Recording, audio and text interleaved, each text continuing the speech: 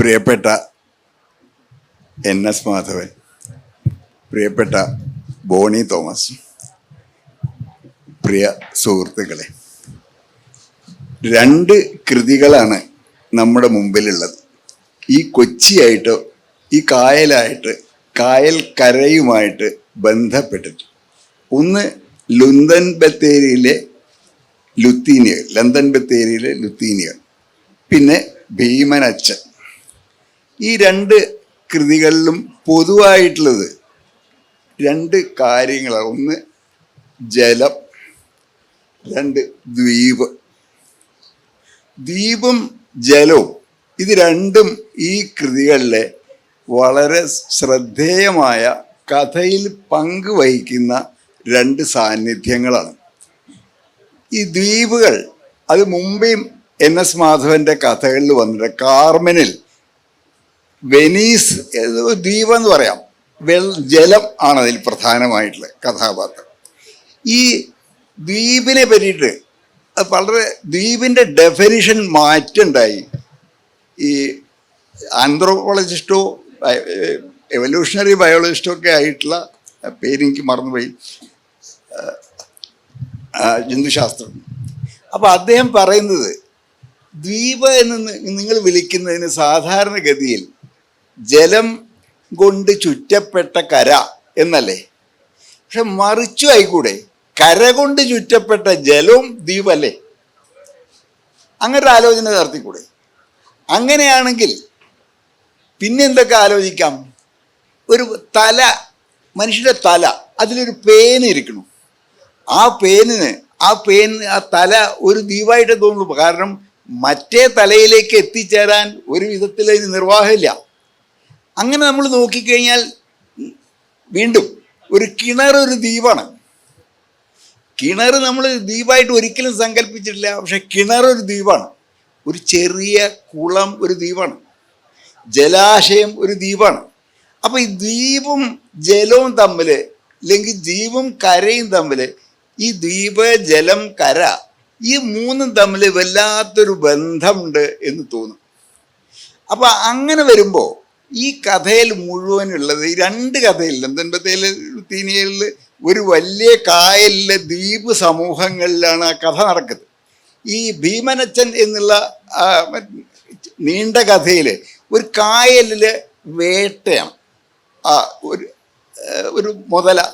അപ്പം ഞാൻ ആ കഥ വായിച്ചത് കുറച്ച് സംശയത്തോടും പേടിയോടും കൂടിയാണ്. കാരണം ഇതെങ്ങാനൊരു ഒരു ഏകാധിപതിയുടെ അങ്ങനെ ഒരു അന്യാപദേശ കഥയായി തീരുമോ ദൈവമേ, അങ്ങനെ ആവരുത് എന്നുള്ള ഒരു ഉത്കണ്ഠയും ഒരു എന്താ പറയുക ആശങ്കയോട് കൂടിക്ക് ആണ് വായിച്ചു തുടങ്ങിയത്. കാരണം ഇത് എളുപ്പത്തിൽ ഒരു അന്യാപദേശ കഥയായിട്ട്, ഒരു അലിഗരിയായിട്ട് മാറാനുള്ള എല്ലാ സാധ്യതയും അതിലുണ്ട്. അതിൽ ബിൽട്ടിനാണ്. ആ തുടക്കത്തിലും കുറേ ഒരു ഫാസിസ്റ്റ് ഏകാധിപതി അങ്ങനെയൊക്കെ അല്ലേ, അത് മുതലേക്ക് അതിനെ പരാവർത്തനം ചെയ്തില്ല. അങ്ങനെ ആവുമോ? അങ്ങനെ ആവുമ്പോൾ എന്തുമാത്രം ദരിദ്രമാവും എന്നുള്ള ഭീതിയോടും കൂടി സംശയത്തോടും കൂടിയാണ് ഞാൻ ആ കൃതി വായിക്കാൻ തുടങ്ങിയത്. പക്ഷെ നോക്കുമ്പോൾ അങ്ങനെയല്ല, രണ്ട് വിധത്തിൽ അങ്ങനെയല്ല. അതിൻ്റെ എൻഡിങ് അത് എൻ്റെ എല്ലാ വിചാരങ്ങളെയും സംശയങ്ങളെയും ആകുലതകളെയും ഒക്കെ അട്ടിമറിച്ചുകൊണ്ടാണ് അത് പരിണമിക്കുന്നത്. ആ ഒരു സ്ത്രീ ആണ് അതിനെ വധിക്കുന്നത് എന്നുള്ള ഒരു വലിയ പ്രധാനപ്പെട്ട ഒരു കാര്യമാണ്. പിന്നെ അതിൻ്റെ ഡീറ്റെയിൽസാണ്. ഇങ്ങനെ ഡീറ്റെയിൽസ് വർക്കൗട്ട് ചെയ്യുന്ന ഒരു കഥാകൃത്തില്ല, ഓരോന്നിൻ്റെയും ഡീറ്റെയിൽസ്. അങ്ങനെ വളരെ അന്യാപദേശ കഥകളിലേക്ക് ഒരു പൊതുവുള്ള സ്വഭാവം, ഡീറ്റെയിൽസ് ഇല്ല, അവർക്ക് പാറ്റേണുകൾ മാത്രമേ ഉള്ളൂ. അപ്പോൾ അന്യാപദേശ കഥയല്ല, ഡീറ്റെയിൽസിൻ്റെ സമൃദ്ധി, ഇതെല്ലാം കൊണ്ട് ഈ ഭീമനച്ചൻ്റെ ആ കഥയുണ്ടല്ലോ, എന്താ ഭീമച്ചൻ, ആ കഥയ്ക്ക് അന്യാദൃശമായിട്ടുള്ള ഒരു മേന്മ കൈവന്നതായിട്ട് തോന്നിയിരിക്കും. അപ്പം അത് ജലത്തിൽ സംഭവിക്കുന്ന ഒരു കഥയാണ്. അതിൽ കരയില്ല, അത് കര കൊണ്ട് ചുറ്റപ്പെട്ട ഒരു ദ്വീപാണ്, ജലത്തിൻ്റെ ദ്വീപാണ്. മറ്റേതോ ലണ്ടൻ ബത്തേരി അങ്ങനെയല്ല, അത് വെള്ളം കൊണ്ട് ചുറ്റപ്പെട്ട ഒരു കരയാണ്. ഇത് രണ്ടും തമ്മിലുള്ള വ്യത്യാസവും അതിൻ്റെ സാമ്യമാണ് ഈ രണ്ട് കൃതികളെയും. കേരളം എന്ന് പറയുന്നത് വെള്ളം വളരെ സമൃദ്ധമായിട്ട് വെള്ളം കൊണ്ട് ചുറ്റപ്പെട്ടും മല കൊണ്ട് അതിരിടപ്പെട്ടും കിടക്കുന്ന ഒരു ദ്വീപാണ്. അപ്പം നമ്മൾ ഈ ഈ ഒരു ഭൂപ്രകൃതി, ജലത്തിൻ്റെ സമൃദ്ധി, ഇപ്പം എവിടെ നോക്കിയാലും വെള്ളം, വഞ്ചിനാട് എന്നാണ് ഈ പ്രദേശത്തിൻ്റെ പേര്, തോണി മാത്രമേ പോവുള്ളൂ. അങ്ങനെയുള്ള ജലസമൃദ്ധമായിട്ടൊരു പ്രദേശത്തിൽ ജലം ഒരു വലിയ നിത്യജീവിത സാന്നിധ്യമായിട്ട് നമ്മളെല്ലാവരുടെയും മുമ്പിൽ ഇഷ്ടംപോലെ കിടക്കുന്ന ഒരു സ്ഥലത്ത് ജലത്തിൽ ഒഴുകി നടക്കുന്ന ഒരു തരം കഥ അതുണ്ടായി എന്നുള്ളത് ഈ പ്രകൃതിയും ഈ കഥയും തമ്മിലൊരു, അതാരും ഈ ജലത്തിൻ്റെ ഈ സാന്നിധ്യത്തിനെ ഇത്ര കഥയിലേക്ക് ഉപയോഗപ്പെടുത്തിയിട്ടുള്ളതായിട്ട് എനിക്ക് തോന്നിയില്ല. ഈ കായൽ, ഈ മറ്റേ ഈ സമുദ്രം മറ്റേ തകയുടെ ചെമ്മീനിലൊക്കെ ഉണ്ട്. പക്ഷെ കായലിൻ്റെ കഥ പറയുന്ന, കായലിൻ്റെ കഥയല്ലത്, കായലിൽ ജീവിക്കുന്ന, കായലിൽ ഒരു ദ്വീപ് പോലെ ജീവിക്കുന്ന ആളുകളുടെ കഥയാണ്. അതിലൂടെ ആണ് കായൽ തീരത്തിലുള്ള നടക്കുന്ന ചരിത്രത്തിൻ്റെ പല ധാരകളും സംഭവിക്കുന്നത്. പക്ഷെ കായലിൽ ആ വൻകരയോട് ബന്ധപ്പെടാതെ നിൽക്കുന്ന കുറേ മനുഷ്യരുടെ കഥയാണ് അതിൽ പറയുന്നത്. അപ്പോൾ ഇതാണ് അതിൻ്റെ രണ്ടിൻ്റെയും സാമ്യം. ഈ രണ്ട് കൃതികളെയും വളരെ പെട്ടെന്ന് ഒരുമിച്ച് നിർത്തുന്നതും അദ്ദേഹത്തിൻ്റെ മുൻ കഥകളായിട്ടും കാർമൻ ഒക്കെ ആയിട്ട് ബന്ധിപ്പിക്കുന്നതും ഈ ജലത്തിൻ്റെ വലിയ സാന്നിധ്യമാണ്. ഈ ജലം, അവിടെ വെനീസിലെ ജലമുണ്ട്, ആലപ്പുഴയിലെ ജലമുണ്ട്, ഇവിടുത്തെ വെമ്പനാട്ട് കായലിലെ ജലമുണ്ട്. ജലം ഒരുപാട് സംഗതികളെ ഒരുമിച്ച് ബന്ധിപ്പിക്കുന്ന ഒരു രൂപകമായിട്ട് ഈ രണ്ട് കഥകളിലും, കഥയുടെ പ്രകൃതിയായിട്ടും നാടിൻ്റെ പ്രകൃതിയായിട്ടും കേരളത്തിൻ്റെ പ്രകൃതിയായിട്ടും നമ്മുടെ മനസ്സിൻ്റെ ഒക്കെ ഒരു ബിംബമായിട്ടും ഒക്കെ ഈ രണ്ട് കൃതികളിലും വരുന്നുണ്ട് എന്നുള്ളതാണ് ഇതിൻ്റെ ആദ്യത്തെ പ്രത്യേകതയായിട്ട് എനിക്ക് തോന്നിയത്. ഞാൻ മാധവന് ഇത് കൊടുക്കാം, എങ്ങനെയാണ് അദ്ദേഹത്തിന് ഇതിനുള്ള റിയാക്ഷൻ എന്ന് നോക്കാം. ഇവിടെ ഇന്ന് ഏതാണ്ട് 2 കിലോമീറ്റർ ദൂരെയുള്ള സ്ഥലത്താണ് ഞാൻ ജനിച്ചതും 10-22 വയസ്സ് വരെ ജീവിച്ചതും. അപ്പം ഈ ജലം, ഇത് കേരളത്തിൽ എവിടെയും കാണാൻ പറ്റാത്ത ജലമാണ്. ഇത്തരത്തിലുള്ള ഒരു ജല എന്ന് വിളിക്കാൻ പറ്റില്ല, ഒരു ജലസമുച്ചയം വേറെ എവിടെയും കാണില്ല. അവിടെ വടക്ക് നിന്ന് ഒഴുകി വരുന്നത് പെരിയാർ നദിയാണ്. ഇത് വേമ്പനാട് കായലിൻ്റെ ഒരു അംശമാണ്. ഇത് തമ്മിൽ കലർന്നിട്ട് നേരെ ചെന്ന് ചേരുന്നത് അറബിക്കടലിലാണ്. അറബിക്കടലിൽ ചെന്ന് നേരെ ചേരുന്നതുകൊണ്ട് ഇവിടുത്തെ വെള്ളത്തിന് വേലിയിറക്കവും സ്പഷ്ടമാണ്, ബാക്കി എല്ലായിടത്തും ഇല്ലാത്ത രീതിയിൽ. അങ്ങനെ ഒരു പ്രത്യേക ജലവ്യവസ്ഥയുടെ നടുവിലായിരുന്നു ഞാൻ പഠിച്ചത്. ഇതിൻ്റെ മുമ്പിൽ തന്നെയാണ് ജീവിതത്തിൻ്റെ ആദ്യ പകുതി, ആദ്യ കാൽഭാഗമൊക്കെ. അപ്പം പിന്നെ ജലത്തിന് വേറൊരു പ്രത്യേകതയുണ്ട്. ഈ മൊബൈൽ ഫോൺ നോക്കിയിരിക്കുന്ന പോലെയാണ് ചലനത്തിൻ്റെ ഹിപ്നോട്ടിസം. എന്തെങ്കിലും ചലിച്ചുകൊണ്ടിരിക്കുകയാണെങ്കിൽ ചലനചിത്രങ്ങൾക്കൊരു ഹിപ്നോട്ടൈസ് ചെയ്യാനുള്ള കഴിവുണ്ട്. ഇതാണ് ജലത്തെ നമ്മൾ വീക്ഷിക്കുമ്പോൾ തുടർച്ചയായിട്ടും അതിനെ വശംബദ്ധരായിരിക്കുന്നത്. ഈ ദ്വീപുകളിലെ പല സുഹൃത്തുക്കളുടെയും ഏറ്റവും വലിയ ഒരു ആകാംക്ഷ, ഏറ്റവും വലിയ ഭയം എന്ന് പറയുന്നത് അവസാനത്തെ ബോട്ട് ദ്വീപ് വിടുമ്പോഴാണ്. അപ്പം അന്ന് ഈ ബോൾഗാട്ടിൽ നിന്നും വല്ലാർപാടത്തു നിന്നുമൊക്കെ 2-3 അന്ന് ബോട്ടുകൾക്കൊക്കെ പേരുണ്ട്. ഒന്ന് വിർജിൻ മേരി എന്നൊരു ബോട്ടുണ്ടായിരുന്നു, കിങ് ഓഫ് കിങ്സ് എന്ന് പറഞ്ഞിട്ട് വേറൊരു ബോട്ടുണ്ടായിരുന്നു. ഈ ബോട്ടുകളിൽ അവസാനത്തെ ബോട്ടിൻ്റെ മണിയടി കേൾക്കുന്നതോട് കൂടി വലിയൊരു ഭയം വന്നു ചാടുകയാണ്. ഒരു പാമ്പ് കടിയോ ഒരു ഹാർട്ട് അറ്റാക്കോ നിസാരമായൊരു അസുഖം പോലും വന്നാൽ കടത്തുതോണി ഇല്ലാത്തൊരു, ബാക്കിയുള്ള പുഴകളിലൊക്കെ കടത്തുതോണി എന്നൊരു സംവിധാനമുണ്ട്, അതുപോലും ഇല്ലാത്ത സ്ഥലമാണ്. ഇതിനെ നേരിടാനുള്ള കെൽപ്പില്ലാത്ത ഒരു ജനതയാണ്. അപ്പോൾ അവരുടെ ദ്വീപ് സങ്കല്പം ഭൂമിശാസ്ത്രപരമായിട്ട് എനിക്ക് തോന്നിയില്ല. അതായത് 4 വശവും വെള്ളത്താൽ ചുറ്റപ്പെട്ട കര എന്നുള്ള ഒരു ഇതിൻ്റെ സ്റ്റാൻഡേർഡ് നിർവചനവുമായിട്ട് ഒത്തുപോകുന്ന ഒന്നായിട്ട് എനിക്ക് തോന്നിയില്ല. അവരുടെ ദ്വീപ് സങ്കല്പം പാലങ്ങളില്ലാത്ത അവസ്ഥയാണ്, കണക്ഷൻ ഇല്ല. അപ്പൊ കണക്ഷൻ്റെ അഭാവത്തിൽ ഒത്തുചേരാനുള്ള ഇതിനെ വിഘടിപ്പിച്ച് നിൽക്കുന്ന ഒരു ഫാക്ടർ കൂടിയാണ് വെള്ളം. ഇത് അവരിൽ വലിയ തരത്തിലുള്ള ആകാംക്ഷ ഉണ്ടായിരുന്നു. രണ്ടാമത് കൊച്ചിയുടെ ജനസംഖ്യ നോക്കുകയാണെങ്കിൽ ഇതിലൊരു 4/1 അതിൽ കൂടുതലോ ജലം കൊണ്ട് ജീവിക്കുന്നവരായിരുന്നു. ഈ ഏരിയ മുഴുവൻ, അതായത് ഇന്ന് ഹൈക്കോടതി ജെട്ടി മുതൽക്ക് അവിടെ വേറൊരു ജെട്ടി ഉണ്ടായിരുന്നു, ഇപ്പം ഇതാണ് പ്രവർത്തനരഹിതമാണ്, പെരുമാനൂർ ജെട്ടി എന്ന് തോന്നുന്നു. ഹൈക്കോടതി ജെട്ടി തൊട്ട് പെരുമാനൂർ ജെട്ടി വരെയുള്ള എറണാകുളം മുഴുവൻ മുക്കുവക്കുടിലുകളായിരുന്നു. അപ്പോൾ എറണാകുളത്തിന് ഭക്ഷണം കൊടുത്തിരുന്നതും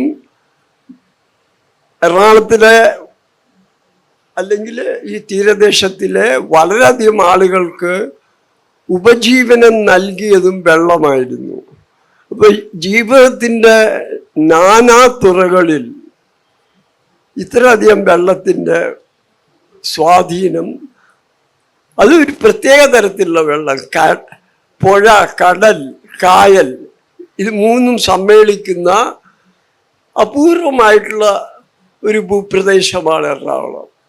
അപ്പം ഇത് തന്നെ ഇപ്പോൾ ഈ മുതലയുടെ കഥ പറയുകയാണെങ്കിൽ, കൊച്ചിയിൽ കണ്ടിരുന്ന മുതല ഇതാണ്, സോൾട്ട് വാട്ടർ ക്രോക്കോഡീലാണ്. സോൾട്ട് വാട്ടർ ക്രോക്കോഡീൽ എന്ന് പറഞ്ഞാൽ ഏറ്റവും വലിയ മുതലയാണ്. ഇന്ന് അതിന് വംശനാശം തന്നെ സംഭവിച്ചു. നെയ്യാർ ഡാമിൽ 2 ഉണ്ട്. ഈ മുതലകൾ സാധാരണയായിട്ട് കണ്ടിരുന്നു. അതുപോലെ തന്നെ വംശനാശം സംഭവിച്ച പല കാര്യങ്ങളും കൊച്ചിയിലുണ്ട്. ഒന്ന്, ഈ ജലത്തിനെ മറികടക്കാൻ ഉപയോഗിച്ചിരുന്ന വഞ്ചികൾ. ഒരു 20 കൊല്ലം മുമ്പ് പോയി മച്ചുവ ഇവിടെ നിറച്ചും നിരത്തിയിട്ടിരുന്നു. ഇന്ന് മച്ചുവ കാണാൻ പറ്റില്ല.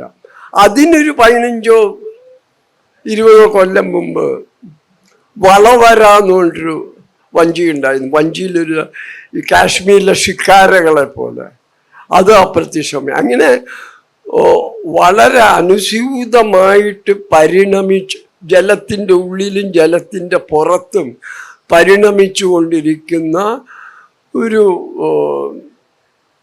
അവസ്ഥയാണ് ജലം സൂചിപ്പിച്ചത്. അപ്പം അതിനോടുള്ളൊരു ആകർഷണം സ്വാഭാവികമായിട്ട് വന്നു ചേർന്നു. പിന്നെ മറ്റൊരു കാര്യം, ഇതേ ജലത്തിൽ കൂടിയാണ് ആൾക്കാർ സഞ്ചരിച്ചിരുന്നത്. ഈ കൊച്ചിയുടെ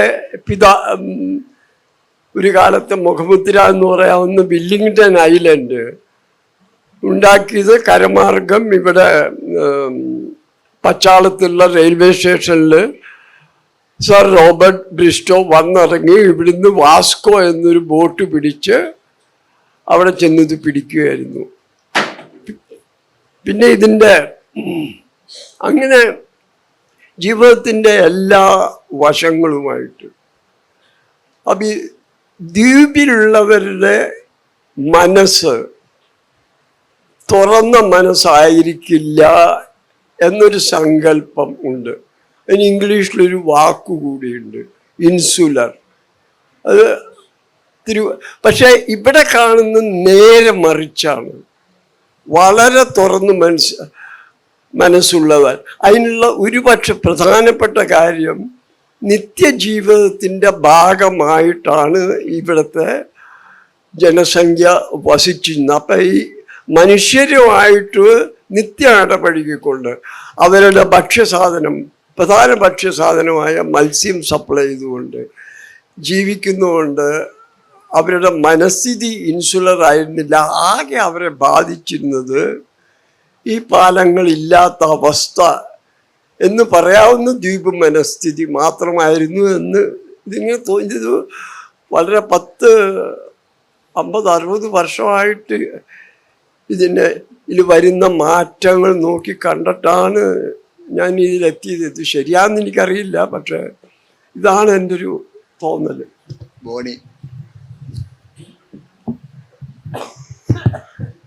നമസ്കാരം. ശ്രീ NS മാധവൻ ദ്വീപിലുള്ള ആളുകൾക്ക് തുറന്ന മനസ്സാണ് എന്ന് പറയുമ്പോൾ എനിക്ക് വലിയ സന്തോഷം തോന്നി. ഞാനൊരു ദ്വീപ് നിവാസിയാണ്. ഈ ചർച്ച ചെയ്യാൻ കഴിയുന്ന ഏറ്റവും നല്ല വേദി ഇതാണെന്ന് എനിക്ക് തോന്നുന്നു. കാരണം നമ്മൾ ഇരിക്കുന്നതിൻ്റെ തൊട്ട് പിന്നിലുള്ള കായൽ, ഈ കടലും കായലും ചേരുന്ന ജലരാശി, അവിടെയാണ് ഭീമച്ചൻ്റെ ഇപ്പോഴത്തെ കഥ സംഭവിക്കുന്നത്. മറ്റൊരു ഭീമച്ചനുണ്ട്. അത് 19-ാം നൂറ്റാണ്ടിൻ്റെ അവസാനത്തിൽ CS ഗോപാലകൃഷ്ണൻ അല്ലേ, ഗോപാലപ്പണിക്കർ എഴുതിയ ചെറുകഥ, മലയാളത്തിലെ ആദ്യത്തെ ചെറുകഥകളിൽ ഒന്നാണത്. എനിക്കൊന്ന് രണ്ടാമത്തെ അംഗീകരിച്ചിട്ടുള്ളത്. അത് ഞാൻ പഠിക്കുമ്പോൾ തേപ്പിടിച്ച് വായിച്ച കഥയാണ്. അപ്പോൾ ശ്രീ NS മാധവൻ്റെ ഇപ്പോൾ വന്നിട്ടുള്ള ഭീമച്ചൻ വായിച്ചപ്പോൾ ഞാൻ ഒന്നുകൂടി പഴയ ഭീമച്ചനെ ഒന്ന് വായിച്ചു. അതിൻ്റെ പേര് മുതല നായാട്ട് എന്നാണ്. അങ്ങനെ വായിക്കുമ്പോൾ ഞാൻ ചെയ്ത ഒരു കാര്യം, ഭീമച്ചനെ 2 തവണ വായിച്ചു. അതിന് കാരണം, ഒരു തവണ വായിച്ചതിന് ശേഷം ഞാൻ ചെയ്തത് ഇതിനെ കുറെ കൂടി ഭംഗിയായി മനസ്സിലാക്കാൻ ഈ ഭൂമികയെ ഞാനൊന്ന് വർഷങ്ങൾക്ക് അപ്പുറത്തേക്ക് മാറ്റി ചിന്തിച്ചു. ഈ പറയുന്ന ഭീമച്ചനെ പിടിക്കാൻ ആളുകൾ പോകുന്നത്, വേട്ടയാടാൻ പോകുന്നത്, അല്ലെങ്കിൽ അതിനെ വകവരുത്താൻ പോകുന്നത് ആ കാലത്ത് ഐലൻഡിൽ ഇല്ല. നമ്മളിപ്പുറത്തുനിന്ന് കാണുന്ന വില്ലിംഗ്ടൺ ഐലൻഡ് ഇല്ല. അപ്പോൾ നമ്മുടെ കാഴ്ചയിൽ നിന്ന് വില്ലിംഗ്ടൺ ഐലൻഡ് ഡിലീറ്റ് ചെയ്യുക. നമ്മൾക്ക് തൊട്ടപ്പുറമുള്ള മെറീൻ ഡ്രൈവ് ഇല്ല, അത് ഡിലീറ്റ് ചെയ്യുക. ഗോശ്രീ പാലങ്ങളില്ല, അവ ഡിലീറ്റ് ചെയ്യുക. കണ്ടെയ്നർ ഷിപ്പ് ടെർമിനൽ ഇല്ല, അത് ഡിലീറ്റ് ചെയ്യുക. നമ്മുടെ കണ്ടെയ്നർ റോഡില്ല. ഇത് ഇത്രയും കാര്യങ്ങൾ ഡിലീറ്റ് ചെയ്യുന്ന ഒരു സ്ഥലരാശി. അത് നിങ്ങൾക്ക് ഇമാജിൻ ചെയ്യുകയാണെങ്കിൽ ഈ നോവല് കുറെ കൂടി ഭംഗിയായിട്ട് നിങ്ങൾക്ക് ആസ്വദിക്കാൻ കഴിയും എന്ന് ഞാൻ കരുതുന്നു. കാരണം ഇന്ന് 62 വയസ്സുള്ള ഞാൻ കുറേയൊക്കെ അതെനിക്ക് മനസ്സിലാകും. ഞാൻ പൂഞ്ഞിക്കര ദ്വീപിൽ ജനിച്ചതുകൊണ്ട്.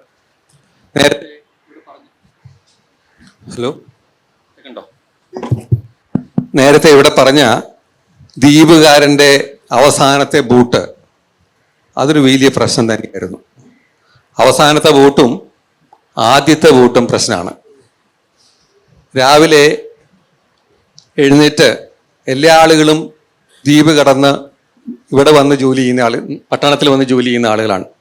ബോട്ട് കൃത്യനേരത്ത് കിട്ടിയില്ല എങ്കിൽ നിങ്ങൾക്ക് ഓഫീസിലെത്താൻ കഴിയില്ല, സ്കൂളിലെത്താൻ കഴിയില്ല, ആശുപത്രിയിലെത്താൻ കഴിയില്ല, അങ്ങനെ ഒരിടത്തും എത്താൻ കഴിയില്ല.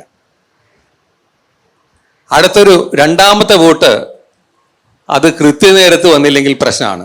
ഇങ്ങനെ ഒരുപാട് ദ്വീപ് നിവാസിയുടെ ജീവിതം എന്ന് പറഞ്ഞാൽ ഒരുപാട് ആകാംക്ഷകളും അനുദിനം ഞങ്ങൾ ഒരുപാട് ടെൻഷൻ അടിച്ച് ജീവിച്ചിരുന്ന ആളുകളാണ്. അതുകൊണ്ട് എൻ്റെ കുട്ടിക്കാലത്ത് തന്നെ എൻ്റെ ഒരു മനസ്സിലെ ആശയം ഈ ദ്വീപ് വിട്ട് ഒരു വിശാലമായ ലോകം കാണണം എന്നുള്ളത് തന്നെയായിരുന്നു. അത് എൻ്റേത് മാത്രമായിട്ട് കരുതണ്ട. ദ്വീപിൽ നിന്നുണ്ടായിട്ടുള്ള ഏറ്റവും വലിയ സഹപ്രതിഭയായിട്ടുള്ള പൂഞ്ഞിക്കര റാഫി, അദ്ദേഹത്തിൻ്റെ ഏറ്റവും മഹത്തായ നോവൽ സ്വർഗദൂതൻ, അതിലെ പ്രധാന കഥാപാത്രമായ സൈമൺ ഭാവന ചെയ്യുന്നത് ദ്വീപിലിരുന്ന് ഒരു വലിയ പാലം നഗരത്തിലേക്ക് വരുന്നതാണ്. ഇത് ഒരു ദ്വീപുകാരൻ്റെ സ്വപ്നമാണ്. അത്തരത്തിൽ ഉള്ള സങ്കല്പങ്ങളുള്ള ഞങ്ങളുടെ ദ്വീപുകാരുടെ മനസ്സിലേക്ക് എന്നും ഒരു മുതല കടന്നു വന്നിട്ടുണ്ട്. എൻ്റെ കുട്ടിക്കാലത്ത് മുതലക്കഥകൾ ധാരാളമായിരുന്നു. മുതലയെ പിടിച്ച കഥ, മുതല ആക്രമിച്ച കഥ, അതുപോലെ തന്നെയാണ് വെള്ളപ്പൊക്കങ്ങൾ ഉണ്ടാകുന്ന കഥ. ഈ ആശങ്കകൾ ധാരാളമായിട്ടുണ്ടായിരുന്നു. പക്ഷെ ഒരിക്കൽ പോലും ഞാൻ മുതലയെ കണ്ടിട്ടില്ല. ജീവിതത്തിൽ ഇന്നോളം ഞാൻ മുതലയെ കണ്ടിട്ടില്ല. പക്ഷെ മുതലക്കഥകൾ ധാരാളം കേട്ട ഒരു ബാല്യമായിരുന്നു എൻ്റേത്. എന്ന് വെച്ചാൽ എൻ്റെ ഇതിന് തൊട്ടടുത്തുള്ള ഒരു അമ്മുമ്മ, അടുത്ത വീട്ടിലെ അമ്മുമ്മ ഇത്തരം അനേകം കഥകൾ, ശൗരിയാർ എന്ന് പറയുന്ന ആളുടെ ഭാര്യയായിട്ടുള്ള മറിയാമ്മ ഇങ്ങനെ ഇറയത്ത് കാല് നീട്ടിയിരിക്കും. ഞങ്ങൾ കുട്ടികളെ വിളിച്ചു വരുത്തിയിട്ട് മുതലക്കഥകൾ ധാരാളം പറയും. എൻ്റെ കൂട്ടത്തിൽ പ്രേതകഥകളൊക്കെ ഉണ്ട്. അതിലൊരു പ്രധാന കഥാപാത്രമായിരുന്നു മുതല. ആ മുതലയെ ഞാൻ ആദ്യമായിട്ട് സാഹിത്യത്തിൽ ആസ്വദിക്കുന്നത് ഗോപാലപ്പണിക്കരുടെ കഥയിലാണ്. പിന്നീട് മാധവൻ സാറിൻ്റെ സാഹിത്യത്തിലാണ്. ഇതാണ് എനിക്ക് പെട്ടെന്ന് നിങ്ങളോട് ഈ കുറഞ്ഞ സമയത്തിനുള്ളിൽ ഇതിനെക്കുറിച്ച് പറയാൻ കഴിയുന്നത്. ഈ ഇതിലുള്ള മനുഷ്യർ അപ്പം അന്ന് ബോണി തന്നെയാണ് കഴിഞ്ഞ ഒരു ഇതില് ഈ കൊച്ചിയിലത്തെ മനുഷ്യരെ പറ്റി പറഞ്ഞു. 18 വിധത്തിലുള്ള എത്നിക് ഗ്രൂപ്പുകൾ ഉണ്ടെന്നും അത് അദ്ദേഹം ബോർഡിൽ വരച്ചു കാണിച്ചു. എന്ത് തരം അല്ലേ എനിക്ക് ഓർമ്മയുണ്ട്. അപ്പൊ ഇന്ന ഹ്യൂമൻ ടൈപ്സ് എന്ന് പറഞ്ഞിട്ട് ഇവിടെ കാണാം. ഈ കൊച്ചി പ്രദേശത്ത് ഇങ്ങനെ 18 വിധത്തിലുള്ള തരത്തിലുള്ള ടൈപ്പ് എന്ന് പറയുമ്പോൾ അതിൻ്റെ ഡീറ്റെയിൽസ് ഇല്ലാതെ ഒരു പ്രത്യേക മോഡലാക്കി എടുത്താണ്. അങ്ങനെ 18 നരവംശ ജാതികൾ എന്ന് പറയാവുന്ന ആളുകൾ, അത്ര വലിയൊരു ജീൻ പൂളാണ് ഈ കൊച്ചി. കാരണം ചരിത്രത്തിൻ്റെ ആദ്യഘട്ടം മുതൽക്ക് ആളുകൾ ഇവിടെ അടിമകളായി കൊണ്ടുവന്നവർ, ചൈനക്കാര്, ജൂതന്മാര്, ക്രിസ്ത്യാനികൾ, പലതരത്തിലുള്ള അങ്ങനെ പലതരത്തിലുള്ള ജനവംശങ്ങൾ വന്ന് കയറി താമസിച്ച് പെറ്റ് പെരുകിയുണ്ടായ ഒരു വലിയ കൂട്ടമാണ് ഈ കൊച്ചി. അപ്പം ആ കൊച്ചിയുടെ ഈ ജനവംശ വൈവിധ്യം ഉണ്ടല്ലോ, അതിനെ പറ്റിയിട്ട് ബോണി അന്ന് വളരെ വിശദമായിട്ട് കഴിഞ്ഞ ഒരു യോഗത്തിൽ നമ്മുടെ ഇവിടെ ബെന്യാമിനൊക്കെ പങ്കെടുത്ത ഒരു യോഗത്തിൽ വിശദമായിട്ട് എനിക്ക് വളരെ അതൊക്കെ അദ്ദേഹം വരച്ചു കാണിക്കുകയും ചെയ്തു. ഇങ്ങനെ ഓരോരോ അത് അദ്ദേഹം പറഞ്ഞു. ഞാൻ ഇവരെ നിരീക്ഷിച്ചിട്ട് വെറുതെ ഇരുന്നതാ ഒരു ദിവസം. അപ്പം ഇങ്ങനെ ആളുകൾ പോന്നു. അങ്ങനെ നിരീക്ഷിച്ചിട്ട് ആളുകളെ നിരീക്ഷിച്ചപ്പോൾ ഇതുപോലുള്ള വൈവിധ്യം എന്തുമാത്രമുണ്ട് നമ്മുടെ ഈ ഫോർട്ട് കൊച്ചി. അപ്പം ഞാൻ ആനന്ദിനെ ആയിട്ട് സംസാരിച്ചപ്പോൾ അദ്ദേഹം പറഞ്ഞു, ഈ ഫോർട്ട് കൊച്ചി പോലെ ഇന്ത്യയിൽ ഇത്രയും മെൽറ്റിംഗ് പോട്ടായിട്ട് ചരിത്രത്തിലുടനീളം ഉണ്ടായിട്ടുള്ളൊരു സ്ഥലമില്ല. ഇത്ര ജനവംശങ്ങളെല്ലാം ഉരുകിച്ചേർന്നുണ്ടായതാണ് ഇവിടുത്തെ ഈ ജനത. ആ ജനതയെ, ആ ഫോർട്ട് കൊച്ചിയെ അടിസ്ഥാനപ്പെടുത്തിയിട്ട് എനിക്കൊരു നോവൽ എഴുതണം എന്നുണ്ട്. കേരളത്തിനെ പറ്റി ഞാൻ എഴുതുന്ന ഏക നോവൽ അതായിരിക്കും. കാരണം അതിൽ കേരളീയരല്ല, ബാക്കി വന്നിട്ടുള്ള ആളുകളാണുള്ളത്. അതുകൊണ്ടാണ് അദ്ദേഹത്തിന് ഉത്സാഹം. കേരളീയരെ പറ്റിയുള്ളതാണെങ്കിൽ ആനന്ദ് നോവൽ എഴുതില്ല, മലയാളികളെ പറ്റി നോവൽ എഴുതില്ല. പക്ഷേ ഈ അകേരളീയരുടെ പറ്റിയിട്ട്, വന്നവരെ പറ്റി, വന്നു കൂടിയവരെ പറ്റി, അങ്ങനെ ഒരു ജനവംശ തതിയെ പറ്റിയിട്ടുള്ള അദ്ദേഹത്തിന് വലിയ താല്പര്യമാണ്.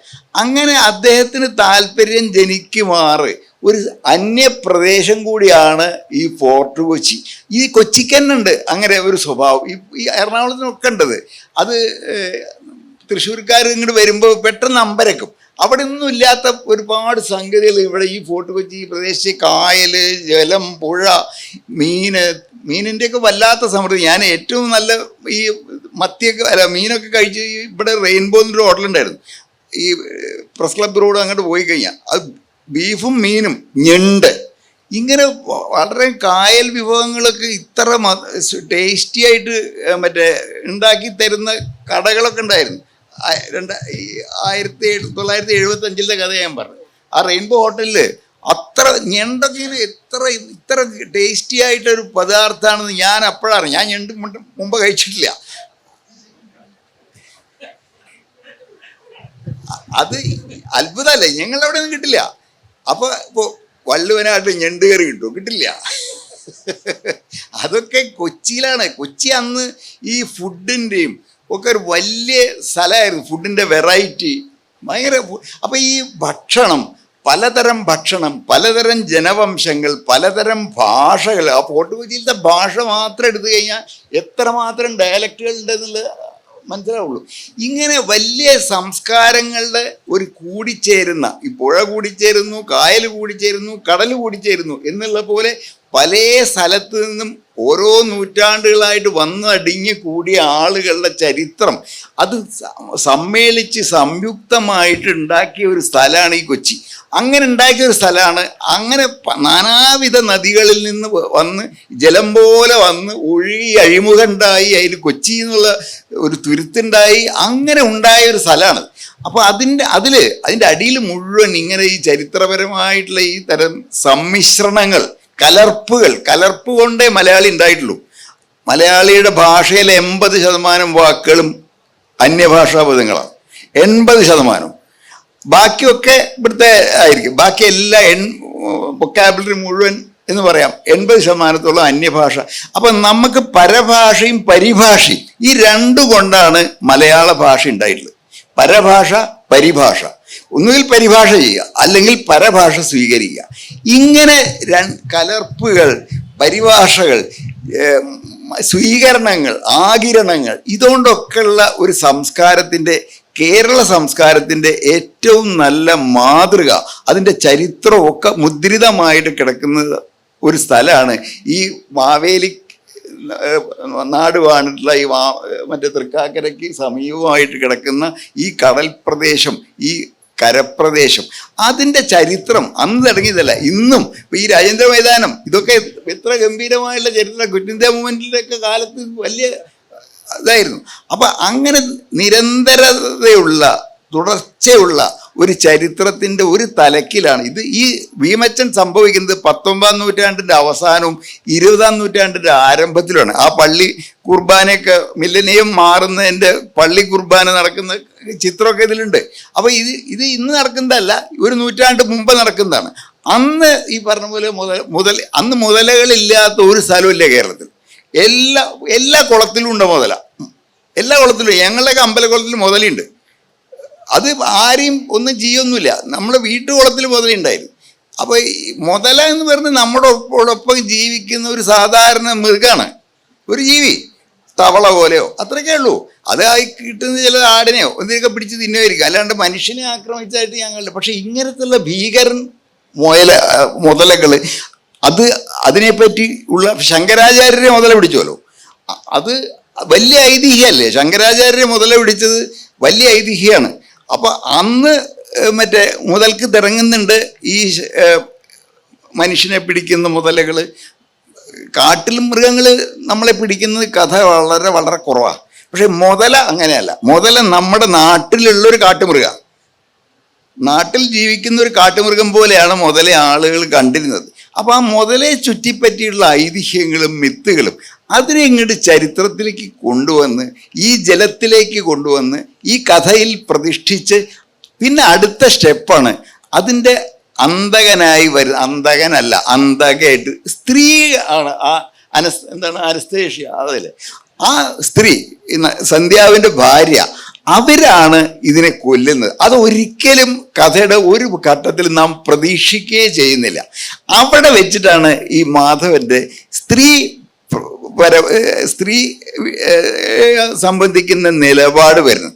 അത് സ്ത്രീയുടെ എംപവർമെന്റ്. അതിലൂടെയാണ് ഈ അസുരനെ, ഈ ഭീഷണ ജീവിയെ വകവരുത്തുന്നത്. അപ്പൊ അതും ഒരു വ്യക്തമായിട്ടുള്ള ഒരു രാഷ്ട്രീയ സൂചന അത് എനിക്ക് വളരെ ഇംപ്രസീവായിട്ട് തോന്നിയത്. അതിനെ നശിപ്പിക്കുന്നത് ആ സ്ത്രീയുടെ ധൈര്യമാണ്. അത് വലിയ ഒരു വ്യത്യാസമുള്ള ഒരു കാര്യമാണ്. മുതൽ നായാട്ടിലൊക്കെ അത് കൊല്ലണതൊക്കെ എല്ലാം പുരുഷന്മാരാണ് നായാടുന്നത്. ഇന്നത്തെ ബാക്കി എല്ലാവരും നായാട്ടുകാരൊക്കെ പുരുഷന്മാരാണ്. ബ്രിട്ടീഷ് സാഹിബ് വരുന്നുണ്ട്, മറ്റ് നാട്ടുകാരായ വേട്ടക്കാർ വരുന്നത്, അവരൊക്കെ അതിലൊന്നും വേട്ടക്കാരികളില്ല. ഇത് സ്ത്രീ, ഒറ്റ സ്ത്രീ, അയാളുടെ ഭാര്യ, ആ സ്ത്രീയാണ് ഈ മുതലയ്ക്ക് ഒരു അവസാനം കാണിക്കുന്നത്. അപ്പൊ ഇങ്ങനെ എല്ലാ മുതലകൾക്കും കടുവകൾക്കൊക്കെ ഒരു സ്ത്രീയുടേതായിട്ടുള്ള കയ്യിൽ നിന്നുള്ള ഒരു അന്ത്യം എന്നുള്ളത് വളരെ ഒരു വീക്ഷണപരമായിട്ടും രാഷ്ട്രീയമായിട്ടും ഒക്കെ ഒരു വലിയ ശക്തി സ്ത്രീക്ക് പകരുന്നതാണ് എന്നും എനിക്ക് തോന്നുന്നു. അതും കൊണ്ട് അങ്ങനെ ഒരു വശം കൂടി ഈ കഥയ്ക്കുണ്ട് എന്നെനിക്ക് തോന്നുന്നു. ഞാൻ കെ സി പറഞ്ഞോട് പൂർണ്ണമായിട്ട് യോജിക്കുന്നു. കാരണം ഈ കൊച്ചിയുടെ ഊർജം അത് കലർപ്പിൻ്റെ ഊർജമാണ്. ഇപ്പം അഷീഷ് നന്ദിയുടെ വളരെ പ്രസിദ്ധമായിട്ടുള്ള കൊച്ചിയെക്കുറിച്ച് വളരെ പ്രസിദ്ധമായിട്ടുള്ള ഒരു ഉപന്യാസമുണ്ട്, കൊച്ചി ദി ഓൾട്ടർനേറ്റ് കോസ്മോപൊളിറ്റനിസം. സർവലൗകികതയുടെ മറ്റൊരു മാതൃകയായിട്ട്. സാധാരണ ഈ കോസ്മോപൊളിറ്റനിസം അല്ലെങ്കിൽ സർവലൗകികത ഒരു നഗര പ്രതിഭാസമാണ്. അത് അവികസിതമായിട്ടുള്ള നഗരമല്ലാത്ത വലിയ നഗരം എന്ന് വിളിക്കാൻ പറ്റാത്തൊരു സ്ഥലത്ത് കണ്ടതിൽ ആശീഷ് നന്ദി വളരെ കുലങ്കഷമായി പഠിച്ചിട്ടുണ്ട്. അത് മാത്രമല്ല, ഇത്തരം ഈ 18 നരവംശ വിഭാഗങ്ങൾ 1000-ഓളം കൊല്ലം ജീവിച്ചിട്ടും പരസ്പരം അവർ തമ്മിൽ കലഹം ഉണ്ടായിട്ടില്ല. ഈ കഥയുടെ പുറകിലെ കഥ എന്താണെന്ന് വെച്ചിട്ടുണ്ടെങ്കിൽ, ഞാൻ CS ഗോപാലപ്പണിക്കരുടെ മുതലനായാട്ട് വായിച്ചു. അതൊരു വലിയ പ്രത്യേകതയുള്ള കഥയാണ്. അത് കഥ എന്നുള്ള പേരിലല്ല രസികരഞ്ജനിയിൽ പ്രസിദ്ധീകരിച്ച്. അത് രണ്ടാമത്തെ കഥയായി. ആദ്യത്തെ കഥ വാസനാവികൃതി ആരാണെന്ന് എഴുതിയെന്ന് ഇതുവരെ സൂചനയില്ല. കാരണം അത് പ്രസിദ്ധീകരിച്ചപ്പോൾ കഥാകൃത്തിൻ്റെ പേരുമില്ല. അവസാനം വേങ്ങയിൽ ഇത് കുഞ്ഞിരാമൻ നായനാറാണെന്ന് ആൾക്കാർ ഊഹിച്ച് അതിൻ്റെ മുകളിൽ ഈ കഥ എഴുതിയപ്പോൾ ഈ മുതലയോ വെള്ളമോ ബാധിക്കാത്ത ഒരു ജനവിഭാഗത്തിൻ്റെ അടുത്തുനിന്നാണ് ഈ മുയല ഞായാട്ട് നടക്കുന്നത്, ആദ്യത്തെ മുയല നായാട്ടിൽ. അപ്പോൾ ഞാൻ ഓർത്ത് ഇത് ഏറ്റവും കൂടുതൽ ബാധിക്കുന്ന ജനങ്ങളെ എങ്ങനെയായിരിക്കും ഈ മുതലയെ അഭിമുഖീകരിക്കുക എന്നൊരു ചിന്തയെന്നാണ് 4-5 കൊല്ലം മുമ്പ് ഈ കഥയുടെ ബീജാവാവം നടക്കുന്നത്. പിന്നെ എൻ്റെ മറ്റൊരു വിചാരം, കേരളത്തിൽ നടന്നിട്ടുള്ള ഏറ്റവും വലിയ സാമൂഹ്യ വിപ്ലവങ്ങളിൽ ഒന്ന് നടന്നത് കൊച്ചിയിലാണ്. അത് സെൻറ്റ് ഫ്രാൻസിസ് സേവിയർ തൊട്ടുള്ള വലിയൊരു തൊട്ടുള്ള ക്രിസ്ത്യൻ മിഷണറികൾ വലിയൊരു ജനവിഭാഗത്തെ മതപരിവർത്തനം നടത്തി. ഇത് പരിവർത്തനം മാത്രമായിരുന്നില്ല, അവർ ആ മതത്തിൻ്റെ എല്ലാം സ്വീകരിച്ചു.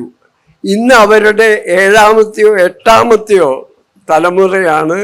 അവർ എംപവേർഡാണ്, സശക്തീകരണം നടത്തിയവരും എറണാകുളത്തിൻ്റെ രാഷ്ട്രീയം കൈയാളുന്നവരുമാണ്. അവരെ മാറ്റി നിർത്തിക്കൊണ്ട് എറണാകുളത്ത് സ്ഥാനാർത്ഥി നിർണയമൊന്നും നടക്കില്ല. ഇതൊരു വലിയ മാറ്റമാണ്.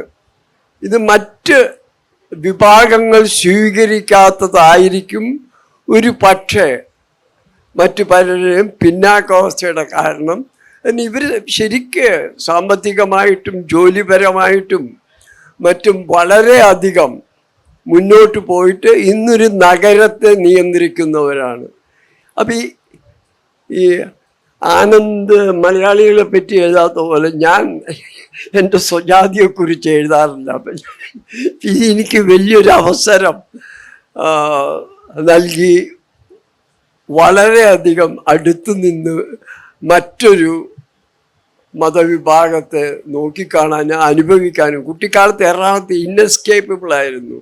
അത്രയധികം പള്ളികളുണ്ടായിരുന്നു, അത്രയധികം പട്ടക്കാരുണ്ടായിരുന്നു. അവർ നിത്യജീവിതമായിട്ട് വളരെയധികം അടുത്തുള്ളവരായിരുന്നു. സ്കൂളിലൊക്കെ ക്ലാസ്സിൽ 40 കുട്ടികളുണ്ടെങ്കിൽ 30 പേര് ക്രിസ്ത്യാനികളായിരുന്നു. അപ്പം ഇത് വ്യക്തിപരമായിട്ട് എനിക്ക് വലിയൊരു ജനവിഭാഗത്തെയും ഭൂവിഭാഗത്തെയാണ് തുറന്നു തന്നത്.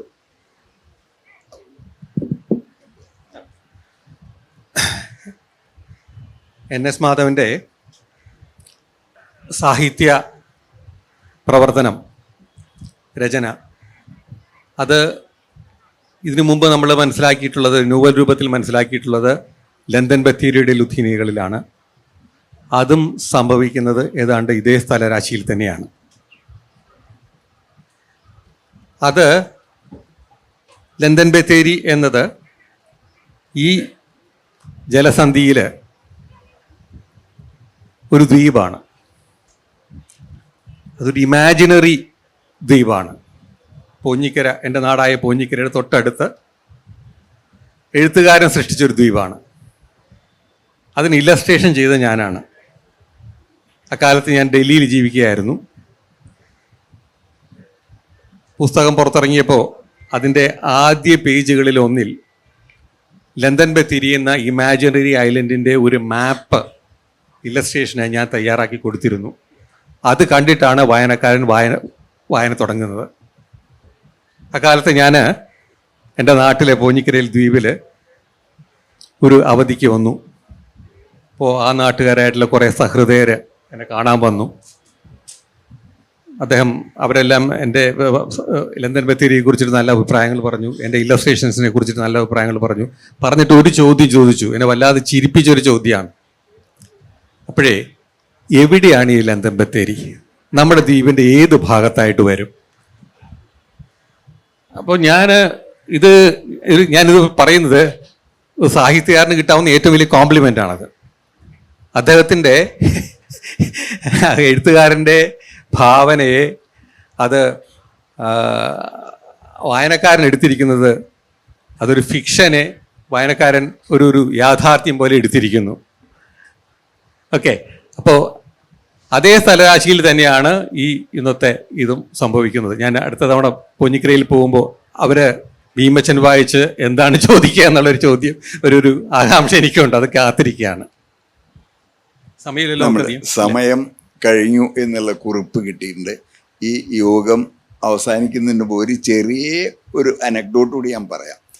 ഞാനും എൻ്റെ സുഹൃത്തായ മാങ്ങാട് രത്നാകരനും കൂടിയിട്ട് മദ്രാസിലുണ്ടാകുമ്പോൾ ഒരു സിനിമ കണ്ടു. സിനിമ ചെറിയ സിനിമയാണ്. അത് കുറച്ച് വായനക്കാർ മെക്കോണ്ടോ എവിടെയാ എന്ന് അന്വേഷിച്ചിട്ട് പോവാണ്.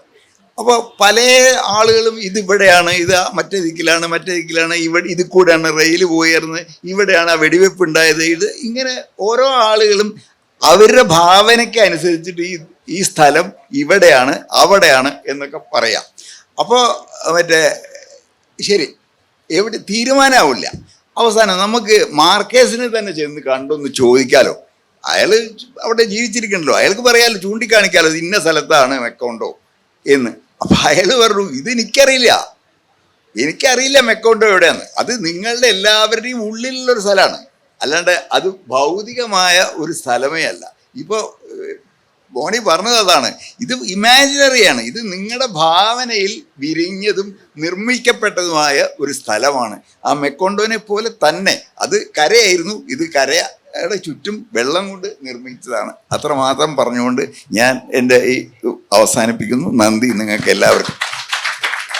നിങ്ങൾക്ക് ചോദ്യങ്ങൾ അവസരമാണ്. ചോദ്യങ്ങളുണ്ടോ? ചോദ്യങ്ങളുണ്ടാവും. ആർക്കെങ്കിലും ചോദ്യങ്ങൾ ചോദിക്കാനാണ്?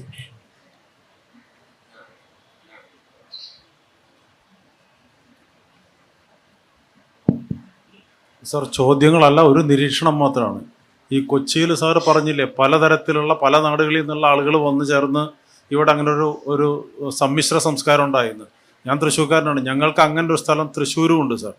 തൃശ്ശൂർ വള്ളക്കടവ് എന്ന് പറയുന്ന ഈ ഉൾനാടൻ വഞ്ചികൾ വന്ന് അണഞ്ഞിരുന്ന സ്ഥലമുണ്ട്. വിവേകാനന്ദൻ അവിടെ നിന്നാണ് തെക്കോട്ടുള്ള യാത്ര തുടങ്ങിയത്. ഈ വള്ളക്കടവിനടുത്ത് കൊക്കാല എന്ന് പറയുന്ന ഒരു സ്ഥലമുണ്ട്. ഈ കൊക്കാല എന്നുള്ള പേരിന് തന്നെയുണ്ട് സാർ ഒരു പ്രത്യേകത.